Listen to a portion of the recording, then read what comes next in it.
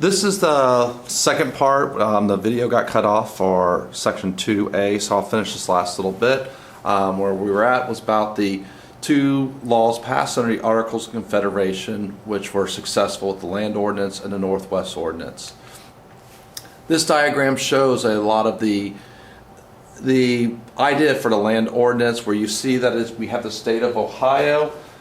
Inside of Ohio, where it breaks it down in each of these townships, we're 6 by 6. They break those down to quarter sections. Even the design of our where the capitals were, Ohio, Indiana, Illinois, the capitals were designed to be in the center of the state. That's why we have Columbus, Springfield, and those areas. All right, for the powers of the Articles of Confederation it had, the federal government was able to borrow money. They could declare war. They could sign peace treaties. One thing that was very important for our founding fathers, especially Ben Franklin, was the idea for post offices. Making standards for measurements doesn't sound as important, but it is very important to make sure that whether you were from Georgia or Connecticut, that for commerce, a pound equaled a certain amount, a foot was a certain amount. We couldn't have a Georgia foot being different than a Connecticut foot. Here's where we come to the problems. There were some major weaknesses, and again, the articles were made weak on purpose, but one of the major things was, for anything major, it had to be a unanimous vote. You could not get 13 colonies or states at this time to declare something all unanimously. They had a weak army and navy. Doesn't seem right today for us, but you have to remember the thinking of our founding fathers. They did not want to have something powerful like what the British had. Their focus was going to be on each state having their own militias. There was no true executive or judicial branch with the Articles of Confederation. The head of the Continental Congress would have some of the executive duties, and then they did not have a judicial branch to look at the interpretation. No control of interstate commerce. So this is where for states that they were competing against each other, and this even included with foreign, they could compete against each other. A biggie was the fact that they really couldn't levy taxes. They could ask for money, and I know all of you are good citizens, and if you went to Walmart and that you didn't have to pay your sales tax, you would go, of course, put the money in the jar if the state of Florida was asking for it. But you have to pay for it. We were able to get by with some of this from the money the selling of the lands for the Northwest Territories, but we needed more of that, and that was only going to last so long. Something that you may not think of, and this is where we'll have an entire section later on monetary policy, but controlling the money supply for inflation. Biggest problem though was the United States were not united. We were 13 different countries, each doing their own thing. So why did we need change? And this is where you'll see the same thing in the beginning of the next part. And here is we were not united.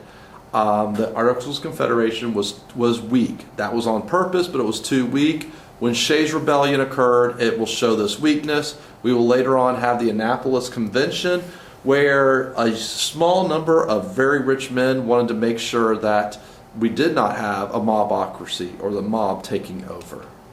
Now, I have this little part of what's about this rebound boyfriend or girlfriend, where we look at the Declaration of Independence as a breakup letter. Well, we broke up with Britain. The relationship had been good for a while, but then it was just too smothering for us. We have the Articles of Confederation as our rebound relationship. It was positive in some ways, but it was definitely not something that was going to last. So later on, we will get into the relationship that we are in now with the Constitution. There's still been problems, but it's been a pretty good relationship for us. All right, for Section 2B, this is where we're actually starting this, a Constitutional Convention. Factors leading to, where I just mentioned about the Articles of Confederation, Shays' Rebellion, Annapolis Convention, mobocracy. Shays' Rebellion, what had happened there was we will have farmers in western Massachusetts that did not want to pay, and it was actually even state taxes. They were being foreclosed upon.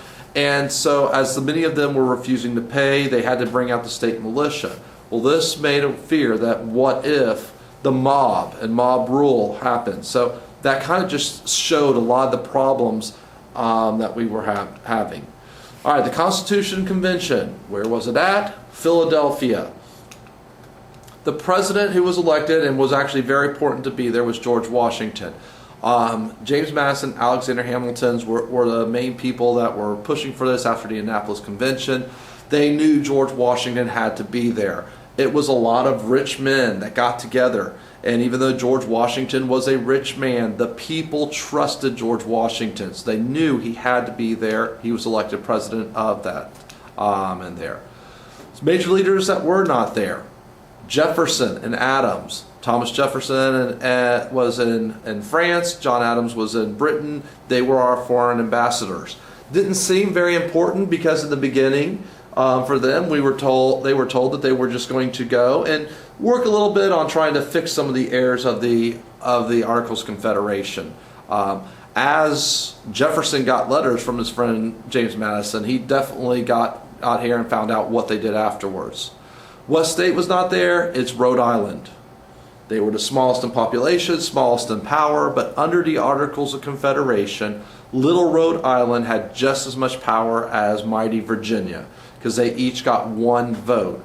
So no matter what, Rhode Island knew that they were not going to gain anything from this. Now, for Rhode Island's idea, they said, doesn't matter, we're not here, you can't make any changes.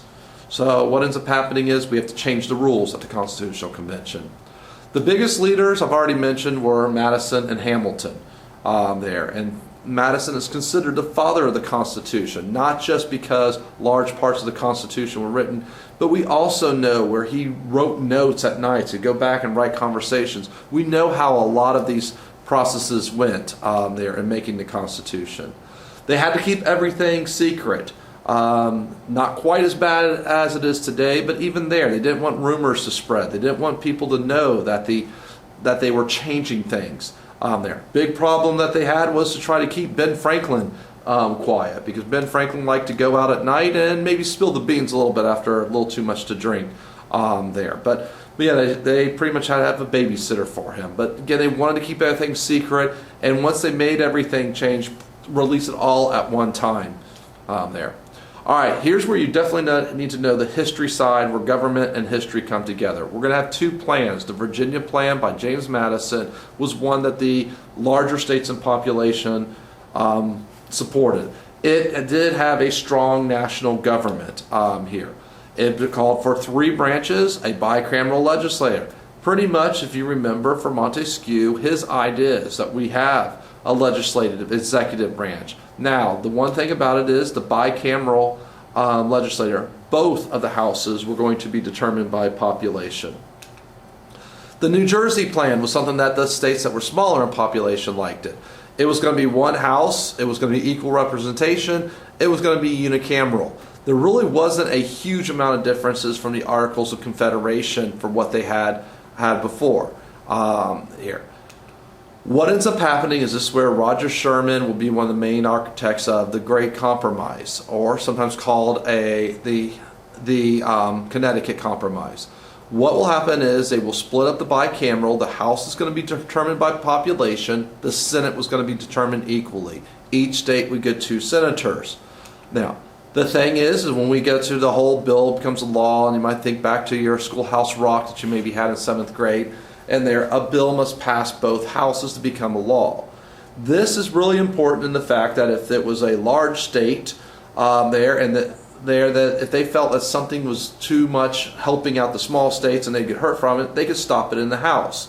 Meanwhile, the smaller states would be able to stop something that would hurt them in the Senate. It makes it where a lot of times we do not get things done, but that was done by purpose on our founding fathers to try to make sure that we have laws passed there that would not be just something that would overrun. Again, some of the idea that we have, going back to the Mayflower Compact, of rule of the majority, but protecting minorities here. Here's a Venn diagram for you that shows a lot of these ideas for those of you that like that. I believe I have that right in our notes. Now today, here's where an argument comes about the small states having too much power. And this person who tweeted out, since South Dakota, which has a small population, they only have 1 representative in the U.S. House of Representatives, while California has 53. But for senators, they both get 2 senators. So each senator represents less than a half of a million people for South Dakota. But for California, they have close to 20 million that they are. So in that way, I mean, that by the design, that is that. All right, how do we know how many representatives each person from the House is? We will come more into this in the legislative branch unit, but you need to know that the census is taken every 10 years. Yes, it was that the Department of Commerce has it, and to get information for things for businesses, but the only thing that has to legally be done for the census is to count the population and see. We have a cap of 435 representatives, so every 10 years, we have to adjust, not only adjust from states where you see here that after 2010, like New York lost some representatives, Ohio, Florida, Texas, the Sun Belt states have been gaining here. You notice that and the Rust Belt are losing. You'll notice Louisiana is kind of the one that's different, but between 2000 and 2006, Louisiana lost some population from Hurricane Katrina. That trend is continuing on. We're expecting after the 2020 census that Texas is probably going to gain two representatives, Florida either 1 or 2. Meanwhile, New York will probably lose 2 of theirs, Ohio probably losing another 1, Michigan losing 1 there. Oregon, Arizona are states that are predicted to lose them, or to gain representatives. North Carolina is predicted to gain a representative in here. The word you need to know is reapportionment. So we reapportion. So if Florida is to gain 2 representatives after the 2020 census, we will go from 27 representatives to 29. Meanwhile, if Indiana loses 1 like predicted, they will go from 9 to 8 representatives. We'll also have other words that you're going to need to know when it comes to this. We reapportion every 10 years, and then we there, but this is where the amount that is given is apportionment. We take the total population, divide by 435, and try to get as close as possible. Then we address the number for it. The trend since World War II, which is continuing again right now in the 2020s, is that the Rust Belt area is losing and the Sun Belt, south and west, is gaining. Then the next step, and this is where we will get for in the legislative branch, we redistrict within the state, because not only do you adjust population nationwide, but inside the state. Like in the past 10 years here in Florida, the population in Central Florida has grown greatly. So as we readjust to get the population, areas like Kissimmee and St. Cloud outside of Orlando that continue to grow at a rapid rate. Meanwhile, some of the areas in the Panhandle that haven't grown as much, their districts will grow larger in land size. They have. All right, problem that we had in the Constitution, which is from your history, will be, and this is where the government side is, how do you count the slaves?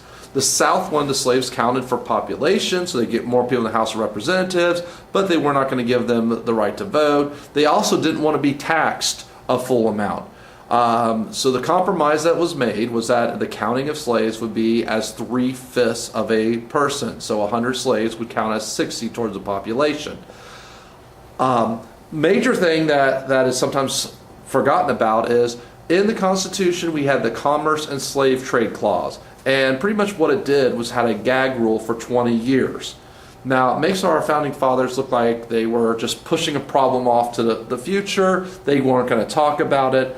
But remember that many of our founding fathers were slave owners. James Madison, the main author of the Constitution, was a slave owner. And in 1787, when they were writing this, a lot of places in the South, slavery was starting to die out. Many of the owners were given manumission and freeing their slaves. And it looked like in 20 years, it may not be a biggest problem. Problem in history is we're going to have Eli Whitney and the Cotton Gin, and very soon after that, and suddenly slavery will become a lot more profitable and will, instead of being dying out in the South, will grow. Another issue that we have for the Constitution is federal power.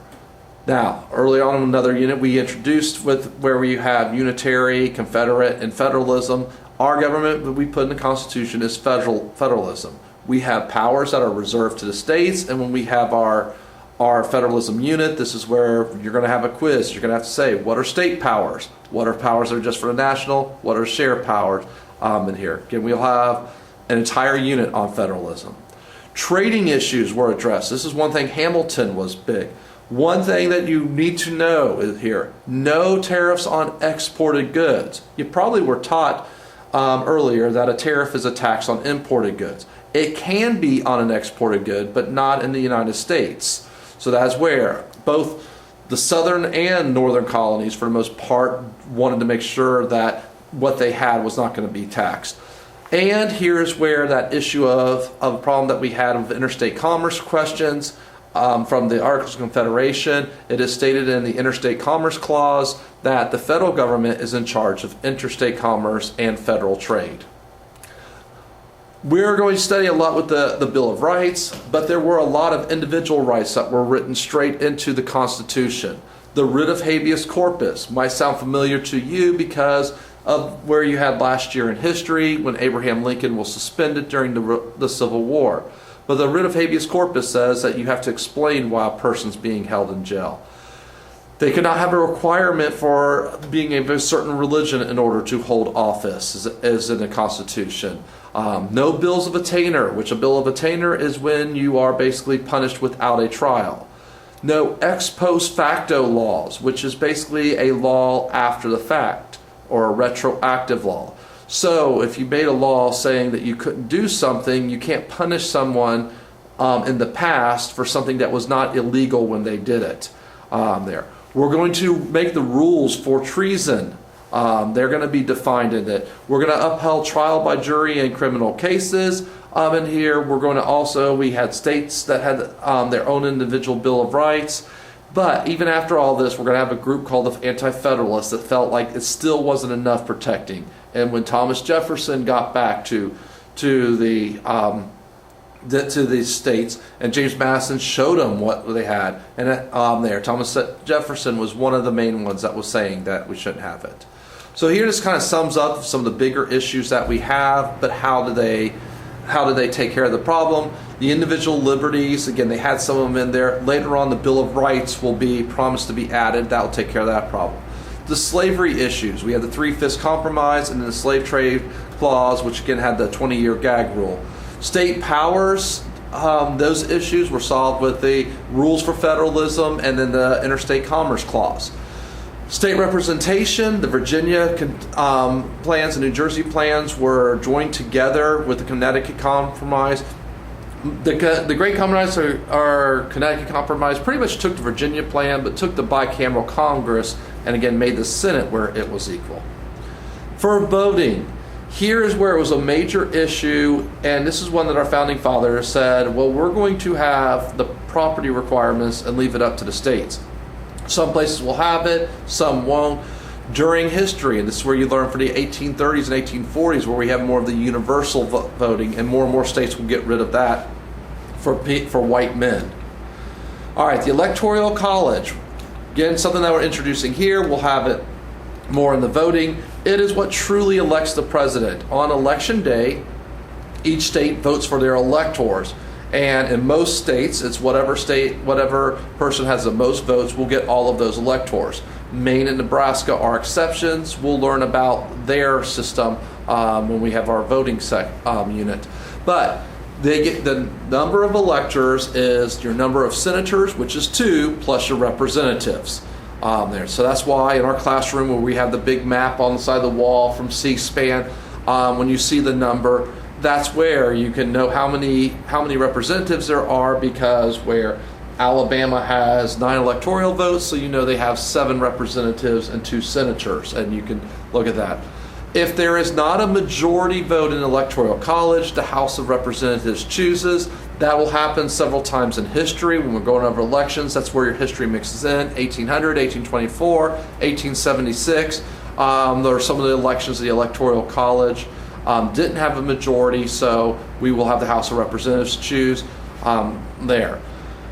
Here's where a debate question that we'll look at is, why did our founding fathers put this in place? And there's going to be several different reasons. Sometimes you look at it and say the founding fathers were elite. Some of it is the idea of federalism, of giving states individual power there. And we're going to go deeper into that question also in the voting in here.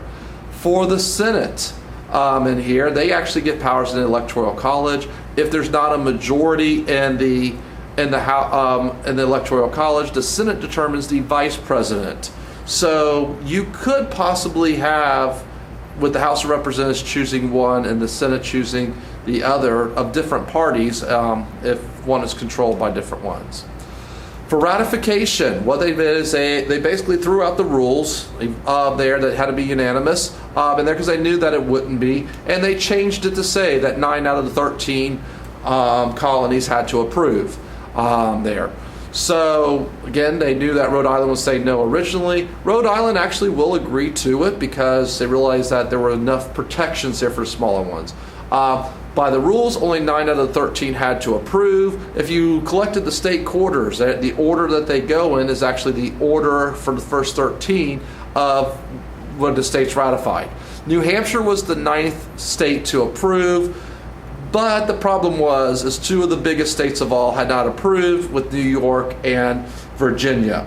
So they really did need to have them, even though technically they had a ratification. So now we have the arguments between 2 different groups here. And this is your historical side that comes in also, and we're going to have a lot of the readings kind of comparing these ideas of the Federalists and the Anti-Federalists. The Federalists were a group that supported the Constitution as it was written then. They wanted a strong federal government. Now, some of the main leaders are Hamilton and Madison, who wrote the Constitution, but George Washington was also. Now, the Anti-Federalists, they had complaints for different reasons of why the Constitution, the way that it was written. Many of them preferred it to be more power to the states, like the Articles of Confederation. They felt that went too far to power to the central government.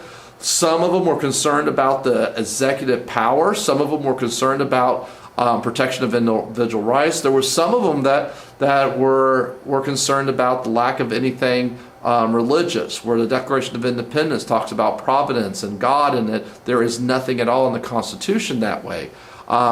The main leaders for this, some people that you may remember, I mentioned Jefferson already, but John Hancock was a person that one of our leaders for the Declaration of Independence that isn't in favor of this.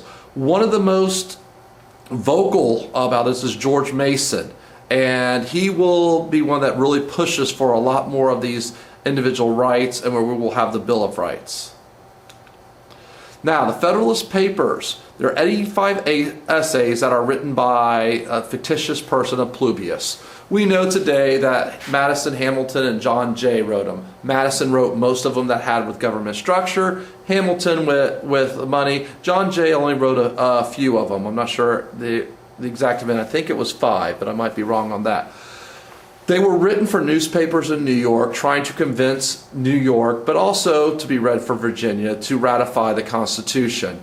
The reason why they're very important today, our rule book, the Constitution, is very small. And sometimes with what did our founding fathers mean over 200 years ago, we can go back and read these Federalist Papers. And lucky you, we will be reading parts of some of these in here, and that's part of what we'll have for later in the year. The College Board has certain ones that you must know, and we'll even go beyond that on certain parts of it.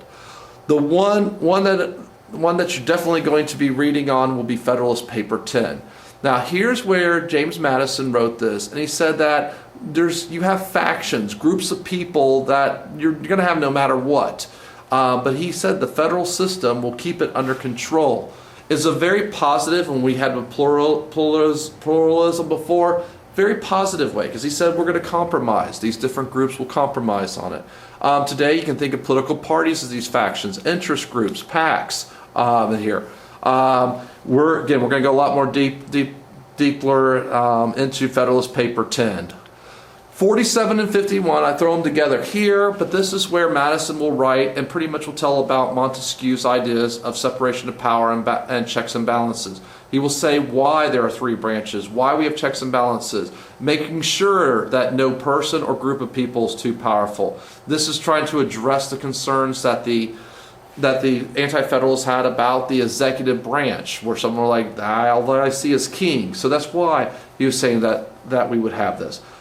Even for the idea of the bicameral legislature will help to make sure that we don't have one group, whether it be in the Senate or the House, that has too much power, because we could have what he termed as legislative tyranny. Again, we're going to go more about with both of these papers later on. From our Federalist Paper 10, and I know for one of the reasons that we have, people use this quote that's in it: if men were angels, no government would be necessary. If angels were to govern men, neither external nor internal controls on government would be necessary. And that's in Federalist Paper 51. This would be an interesting thing today to look at to go, because again, we don't know exactly how to feel, and I'm sure there's some positive and negative ways that it have.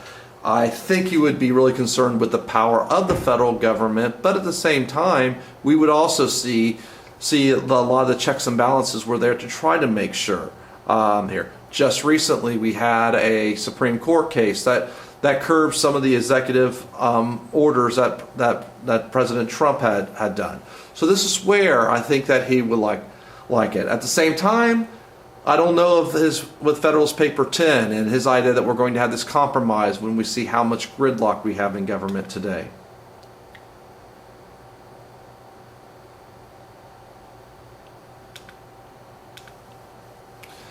Okay, the Bill of Rights. One thing that was promised to the Anti-Federalists, if they would vote for it, would be the fact that they would add a Bill of Rights to the Constitution if they vote for it. Kind of tells the trust that these men had with each other, because they didn't say try to trick them. They actually would do it. We'll have a series, which again, that was our first pass-fail quiz we had earlier this year, but they were added to help protect those individual rights, as well as with the 10th Amendment, the powers of the states there. Originally there were 12 that were proposed. 10 of them were approved. Of the 2 that weren't proposed, one of them is actually what is now the 27th Amendment that was passed centuries later here. The first 10 amendments are called the Bill of Rights, and what most of those are protecting your freedoms or your civil liberties. Now, here's where the main question we'll look at. Could you write something on something that you're an expert on and it be still suitable 225 years from now? Only a few additions. What you're probably the best expert on is actually school.